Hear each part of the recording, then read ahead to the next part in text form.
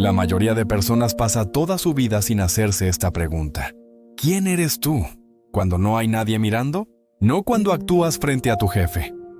No cuando publicas algo en redes sociales. No cuando intentas causar buena impresión en alguien que te importa. No cuando eres el padre o la madre que todos esperan que seas. No cuando eres el amigo confiable, que nunca falla. No cuando eres el profesional, que siempre tiene la respuesta, sino tú, solo, sin audiencia, sin necesidad de ser nadie en particular.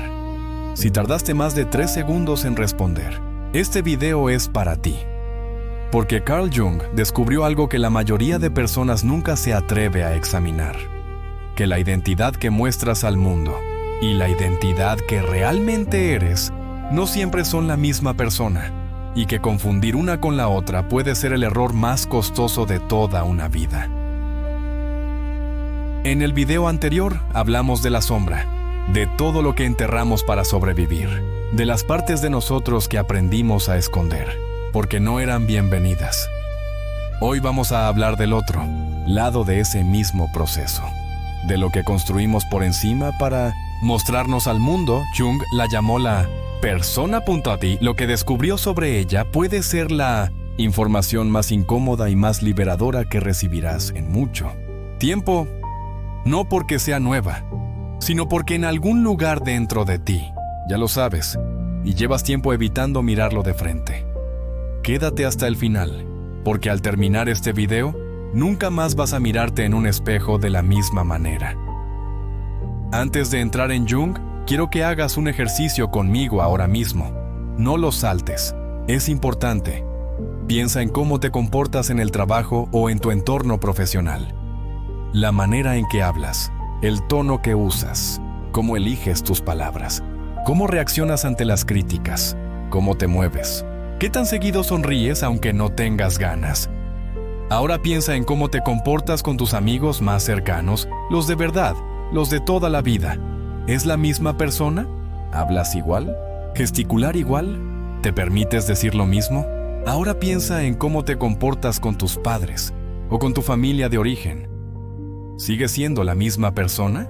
¿O vuelves a ser automáticamente el hijo o la hija de siempre, con todos los roles y patrones que eso implica? Ahora, la más difícil. Piensa en cómo te comportas cuando estás completamente solo.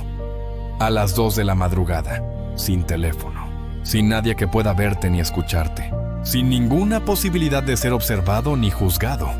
¿Quién aparece ahí? ¿Cuántas personas distintas aparecieron en ese ejercicio? Para la mayoría de personas, entre 3 y 5 versiones diferentes de sí mismas, cada una con sus propios códigos, sus propias reglas, sus propios límites sobre qué está permitido mostrar y qué no. Y la pregunta que Jung haría es esta: ¿cuál de todas esas versiones eres tú de verdad? La respuesta incomoda a casi todos, porque la respuesta honesta suele ser, no lo sé del todo. Y lo que es más revelador aún, la mayoría de las personas nunca se ha hecho esa pregunta en serio. Viven moviéndose de rol en rol, de versión en versión, tan ocupadas haciendo lo que el contexto pide que nunca se detienen a preguntar qué queda cuando todos los contextos desaparecen. Eso no es un fracaso, es simplemente lo que ocurre cuando nadie te enseña a mirarte adentro. Es el punto de partida, y hoy empieza a cambiar. Para entender la persona, necesitas saber de dónde viene el nombre, porque no es accidental. La palabra persona viene del latín, y antes del latín, del etrusco. En el teatro griego clásico y en el romano, la persona era literalmente la máscara que los actores usaban en escena. Eran máscaras grandes, exageradas, diseñadas para ser vistas desde lejos. Cada máscara representaba un personaje, un rol, una función dentro de la obra. La máscara del rey, la máscara del esclavo, la máscara del héroe, la máscara del traidor. Y lo que es fascinante de ese sistema es que todo el mundo sabía que detrás de cada máscara había un ser humano real. No se me yace haciendo beso. El público no confundía al actor con el personaje. Sabían que era una representación, una construcción deliberada. Para contar una historia, Carl Jung tomó prestado ese término del teatro, antiguo, y lo usó para nombrar algo que observaba constantemente, primero en sus pacientes, después en sí mismo y después en el mundo entero. La persona, en la psicología de Jung, es la máscara social que todos los seres humanos construimos para interactuar con el mundo exterior. Es el conjunto de roles, actitudes, comportamientos y maneras de presentarnos que adoptamos para funcionar en la sociedad, para adaptarnos a las expectativas de nuestro entorno, para recibir aprobación, seguridad y pertenencia. Escucha bien lo que acabo de decir: para aprobación, seguridad, pertenencia. Esas son las tres necesidades humanas más fundamentales. La persona nace exactamente para satisfacerlas, entonces no es en su origen algo patológico, no es una mentira, no es una manipulación deliberada, es una solución inteligente del sistema psíquico a un problema real. El problema de cómo existir en un mundo social que tiene expectativas, normas y códigos. El problema de cómo recibir amor y aceptación de otros. El problema de cómo sobrevivir emocionalmente en entornos que no siempre son seguros. La persona es la respuesta a todos esos problemas y al principio funciona muy bien. El problema no es tener una persona, el problema es lo que ocurre cuando la persona deja de ser una herramienta que usas y se convierte en una identidad que eres. Cuando el actor olvida que lleva puesta la máscara, cuando ya no sabe cómo actuar sin ella, cuando ya no recuerda cómo es su propio rostro, ese es el momento donde la solución se convierte en problema. Y es mucho más común de lo que imaginas. Piensa en cómo se forma la persona desde el principio. ¿Por qué? No aparece de repente. Se construye despacio, ladrillo por ladrillo, año por año. Desde que somos muy pequeños, el mundo nos envía mensajes constantes. Mensajes sobre qué tipo de persona genera amor y aprobación. Y qué tipo de persona genera rechazo, castigo o indiferencia. Si lloraste de pequeño y alguien te dijo que eso estaba mal, aprendiste que mostrar tristeza era peligroso. Si te emocionaste con algo y alguien se burló, aprendiste que la sensibilidad era una debilidad. Si pediste ayuda y te respondieron con impaciencia, aprendiste que necesitar a otros era una carga. Si expresaste rabia y te castigaron, aprendiste que el enojo era inaceptable. Si fuiste demasiado espontáneo en un entorno rígido, aprendiste que la espontaneidad generaba problemas. Si fuiste curioso sobre temas que tu entorno consideraba inapropiados, aprendiste que ciertas preguntas no debían hacerse. Cada uno de esos aprendizajes fue una instrucción sobre qué partes de ti eran bienvenidas y qué partes debían quedar escondidas. Las partes bienvenidas se convirtieron en la persona. Las partes escondidas, ya lo sabes del video anterior, se convirtieron en la sombra. Y así, sin que nadie lo planificara, sin que nadie lo dijera explícitamente, la psique construyó el sistema. La persona hacia afuera, la sombra hacia adentro, una máscara que muestra lo que está permitido y un sótano que guarda lo que no. Ese sistema nos permite funcionar en sociedad, pero tiene un precio que la mayoría no descubre hasta mucho después, cuando la distancia entre la máscara y el rostro real se ha vuelto tan grande que ya duele cargar con ella. Jung describía el proceso de formación de la persona de una manera que me parece extraordinariamente precisa.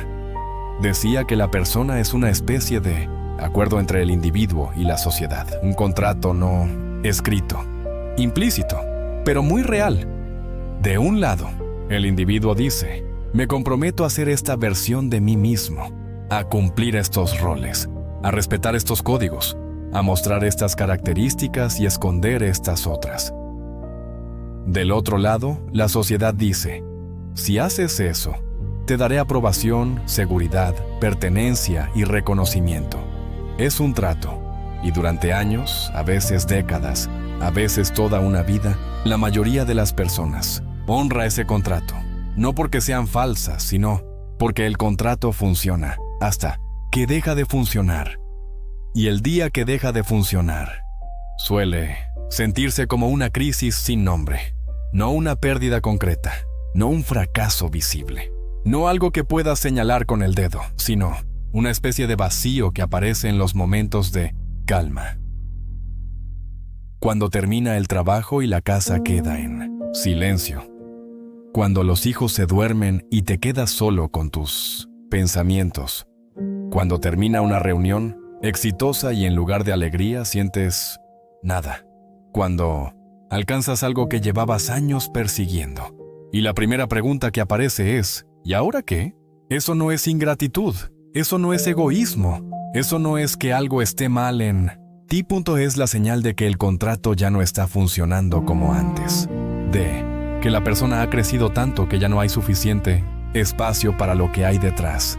De que el yo real, el que quedó detrás de la máscara, está empezando a hacer ruido. Y cuando empiezan a hacer ruido, es mejor escucharlo. Porque si no lo escuchas voluntariamente, eventualmente, encontrará una manera de hacerse escuchar de todas formas. Hay algo que Jung observó y que pocas personas quieren escuchar. Cuanto más rígida es tu persona, más activa está tu sombra. Estos dos aspectos de la psique no son independientes, están directamente relacionados. Son como los dos platillos de una balanza. Lo que sube en uno, baja en el otro. Cuanto más elaborada, más exigente y más perfecta es tu máscara hacia afuera, más material emocional queda, comprimido hacia adentro. Piénsalo, en casos concretos. Si tu persona es, soy una persona siempre positiva y optimista, tu enojo, tu frustración, tu decepción, tu miedo, tu duda van directamente a la sombra, porque no pueden coexistir con esa imagen. Si tu persona es, soy alguien fuerte e independiente que no necesita a nadie, tu vulnerabilidad, tu tristeza, tu necesidad de cuidado, tu deseo de ser visto van directamente a la sombra. Si tu persona es, soy una persona espiritual, compasiva y sin ego, tu rabia, tu egoísmo natural, tu ambición, tu necesidad de reconocimiento van directamente a la sombra. Y la sombra no desaparece. Ya lo sabemos. Crece, se densifica, espera, y eventualmente actúa, de las maneras más inconvenientes, en los momentos menos esperados.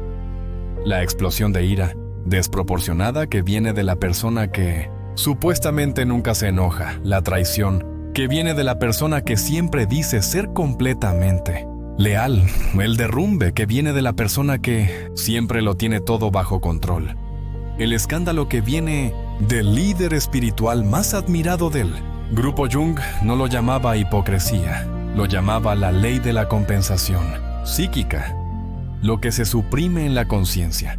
El inconsciente lo compensa, y cuanto mayor es la supresión, más intensa es la compensación. La persona perfecta produce la sombra más densa, y la sombra más densa produce, eventualmente, las caídas más espectaculares. Esta es una de las observaciones más incómodas y más importantes de toda la psicología de Jung, y también una de las más ignoradas, porque nadie quiere creer que la búsqueda de ser mejor persona puede estar alimentando exactamente lo que intenta eliminar. Ahora quiero hablarte de las dos patologías que Jung describió en relación con la persona, porque el problema no es solo una cosa, son dos, y son opuestas. La primera patología es la sobreidentificación con la persona. Esta es la más común y la más silenciosa. Ocurre cuando una persona se fusiona completamente con su rol social. Ya no es el médico que tiene una vida, es el médico. Punto. Ya no es la madre que también es una mujer con deseos, sueños y necesidades propias. Es la madre, solo eso.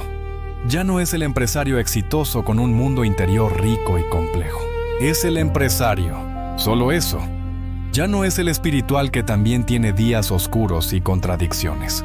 Es el espiritual, solo eso. Jung observaba esto constantemente en su consulta. Personas que llegaban aparentemente funcionales, exitosas, respetadas por todos, que tenían vidas que desde afuera parecían perfectas, que por dentro estaban completamente vacías, que habían perdido todo contacto con su mundo interior, que no sabían qué les gustaba cuando nadie los miraba, que no sabían qué querían cuando no había una expectativa que satisfacer, que no sabían quiénes eran si les quitabas el título, el cargo, el rol. Y cuando ese título desaparecía, por la razón que fuera, se derrumbaban de maneras que nadie esperaba, porque sin la máscara sentían que no había nadie detrás, o eso creían. Y esa creencia es exactamente el error que Jung pasó décadas intentando corregir, porque siempre hay alguien detrás, siempre. Solo que a veces lleva tanto tiempo sin ser visitado que ha olvidado cómo presentarse. La segunda patología es la opuesta, y puede sorprenderte. Es el rechazo total de la persona. Hay personas que, hartas de sentir que han fingido durante demasiado tiempo, deciden destruir todas sus máscaras. No voy a adaptarme a nada. No voy a cumplir ninguna expectativa. No voy a jugar ningún juego social. Seré absolutamente auténtico en todo momento, con todo el mundo, en cualquier contexto. Eso suena liberador. Suena como la solución perfecta al problema de la máscara. Pero Jung advertía que también es un error, y de los graves. Porque la persona no es solo una mentira social. Es también una función psíquica necesaria. Un amortiguador entre el mundo interior y el mundo exterior.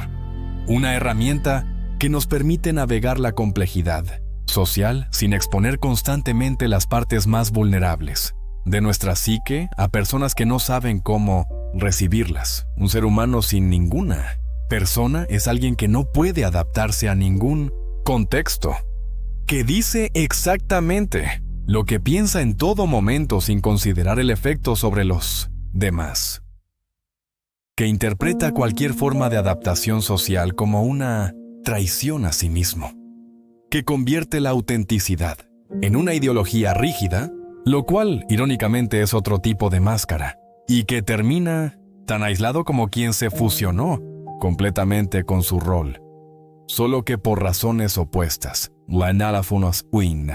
Camino de Jung no es eliminar la persona, es relacionarse con ella conscientemente, como un actor que sabe perfectamente qué máscara lleva, cuándo la lleva, y puede quitársela cuando sale del escenario. Saber que la llevas, saber cuándo la llevas, saber cuándo quitártela, y saber a quién mostrarte sin ella. Esa es la diferencia entre el actor que usa la máscara conscientemente y el actor que ya no sabe que la lleva puesta, y entre el actor que destruye la máscara creyendo que así encuentra su rostro. El actor que entiende que el rostro siempre estuvo ahí. Solo necesitaba permiso para aparecer. Hay algo que muy pocos canales espirituales o psicológicos se atreven a decir, así que lo digo. Las redes sociales han creado el ambiente más propicio para la sobreidentificación con la persona que jamás haya existido en la historia humana. Nunca antes en la historia de nuestra especie, el ser humano tuvo la posibilidad de construir, pulir, distribuir y recibir retroalimentación instantánea sobre su máscara social a escala global. Nunca antes fue tan fácil testear qué versión de uno mismo genera más aprobación, qué foto produce más likes, qué frase genera más respuestas, qué historia sobre ti mismo conecta más con el público que te observa. Y nunca antes fue tan fácil vivir casi enteramente en la persona y casi nunca en el yo real, porque las redes sociales son estructuralmente un escenario, y en los escenarios siempre se actúa, no necesariamente de manera consciente o maliciosa, sino porque la presencia de una audiencia activa automáticamente la persona, el cerebro humano, que lleva millones de años adaptándose al entorno social, sabe perfectamente que cuando hay observadores, hay que actuar de cierta manera. Y cuando hay observadores las 24 horas del día, los 7 días de la semana, la persona nunca descansa. Jung murió en 1961. No conoció Instagram, ni LinkedIn, ni TikTok, ni ninguna de las plataformas que han redefinido la manera en que los seres humanos construyen y gestionan su identidad pública. Pero si hubiera vivido para verlas, creo que las habría reconocido de inmediato. Las habría llamado el laboratorio de construcción de personas más sofisticado que ha existido jamás. Un sistema que recompensa la máscara más elaborada con likes, seguidores, alcance y admiración, y que no tiene ningún mecanismo para premiar la autenticidad. Porque la autenticidad no es algoritmo, no es contenido, no es producto. La autenticidad es lo que queda cuando apagas la pantalla. Y Jung habría hecho la misma pregunta que hacía a sus pacientes del siglo XX. ¿Qué ocurre detrás de esa imagen tan cuidadosamente construida? ¿Qué queda del yo real cuando la pantalla se apaga y ya no hay nadie mirando? ¿Quién eres tú cuando ningún like es posible? Esas preguntas no tienen respuesta cómoda, pero son exactamente las preguntas correctas. Existe un tipo particular de sufrimiento que la persona sobredesarrollada produce. Es silencioso. No se llama de ninguna manera oficial. No aparece en los manuales de diagnóstico. Pero Jung lo conocía bien. Y es devastadoramente común. Ocurre cuando una persona ha construido una persona tan impresionante, tan admirada, tan aplaudida por todos, que siente que no puede defraudarla, que no puede mostrarse vulnerable sin traicionar la imagen, que no puede admitir que no sabe sin parecer incompetente, que no puede pedir ayuda sin romper el personaje de quien siempre lo tiene todo bajo control, que no puede decir estoy cansado, estoy confundido, estoy perdido, estoy asustado, porque eso no lo haría la persona que supuestamente eres, y entonces ocurre algo devastador. La persona más admirada del grupo se convierte en la más sola, no por falta de contacto humano, sino porque toda su energía va a mantener la imagen que otros esperan. No queda nada para la conexión real. La conexión que requiere mostrarse sin máscara, aunque sea por un momento, aunque sea con una sola persona, aunque sea en la oscuridad de las 2 de la madrugada, a solas con un diario que nadie leerá. Jung trabajó con muchos de estos pacientes. Personas brillantes, exitosas, respetadas y admiradas, que llegaban a su consulta completamente derrumbadas por dentro, que habían pagado un precio que nadie ve desde afuera, el aislamiento, que viene de ser demasiado perfectos para ser conocidos de verdad, el agotamiento, que viene de actuar sin descanso, la soledad que viene de relacionarse siempre desde la máscara y nunca desde el rostro. Jung les decía algo que los desconcertaba al principio. Les decía que lo que sentían no era debilidad, era información. Era el sistema psíquico mandando una señal, diciéndoles que el contrato con la sociedad había llegado a su límite, que era tiempo de renegociarlo, no abandonarlo, no destruirlo, renegociarlo, desde un lugar más honesto, más completo y más libre. Antes de las prácticas concretas, quiero hablarte de algo que me parece crucial entender. La persona no solo afecta cómo te ven los demás, afecta profundamente cómo te ves a ti mismo.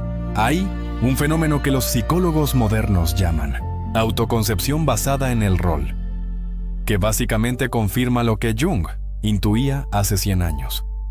Cuanto más tiempo pasas en un rol determinado, más se fusiona ese rol con tu identidad percibida.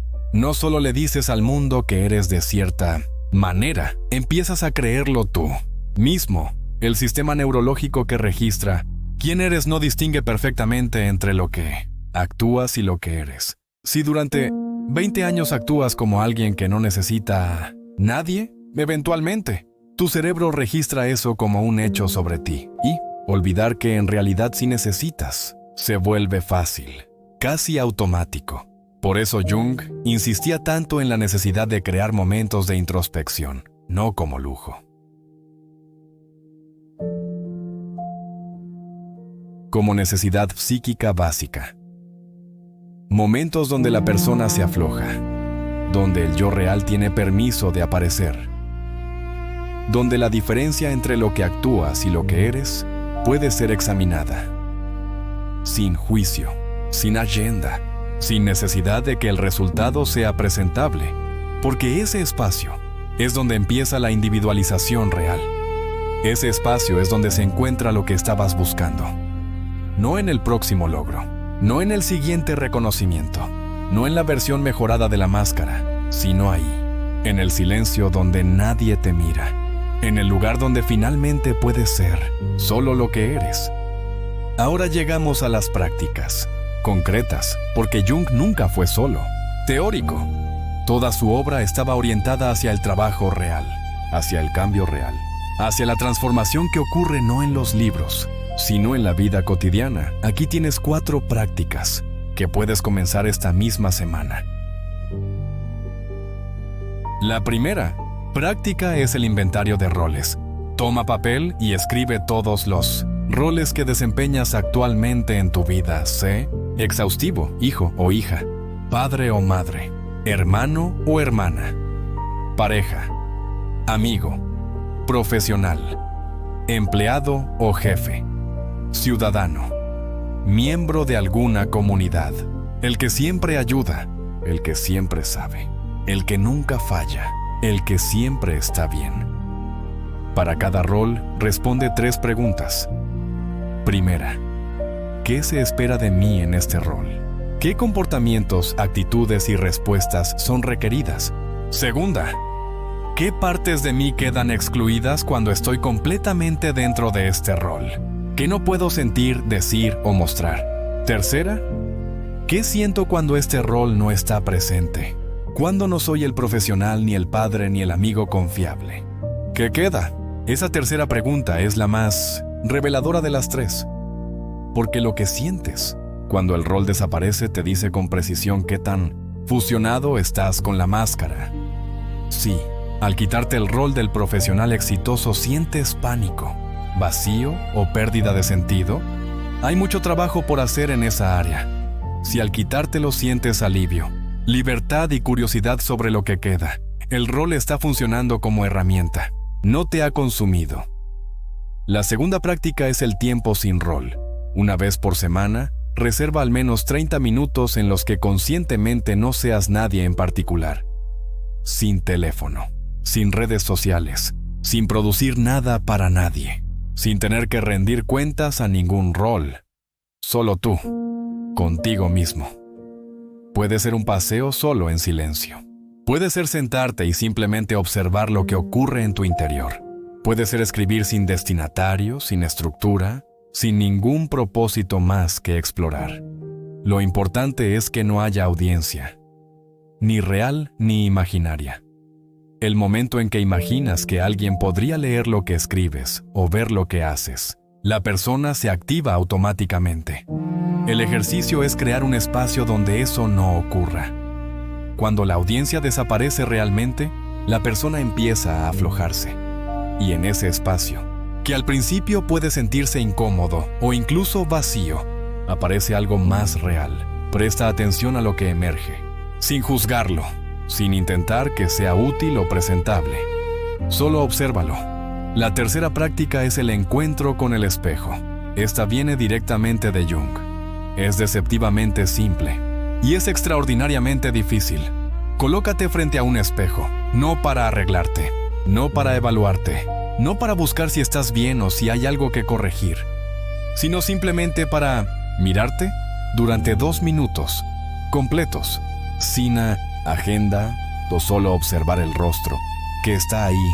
Jung decía que la mayoría de las personas no sabe mirarse a sí misma, que cuando se miran al espejo, no ven a quién está ahí, ven la versión que quieren proyectar, o la versión que temen ser, o la versión que otros esperan, pero rara vez ven lo que realmente hay. Intenta mirar durante 2 minutos sin ninguna narrativa superpuesta. Puede sentirse extraño, puede generar incomodidad, puede producir emociones inesperadas. Esa incomodidad es información, es la persona resistiéndose a ser examinada, y esa resistencia es exactamente señal de que el ejercicio está funcionando. La cuarta práctica es la pregunta de Jung. Es una sola pregunta, pero es posiblemente la más poderosa que puedes hacerte. Toma papel, Escribe en la parte superior esta pregunta: ¿quién sería yo si nadie me estuviera mirando nunca más? No ¿qué harías? ¿Quién serías? Gracias por quedarte. Por tomarte el tiempo de mirar adentro cuando el mundo entero te pide que mires afuera. Eso no es poco. Eso es quizás lo más valiente que puedes hacer. Hasta pronto.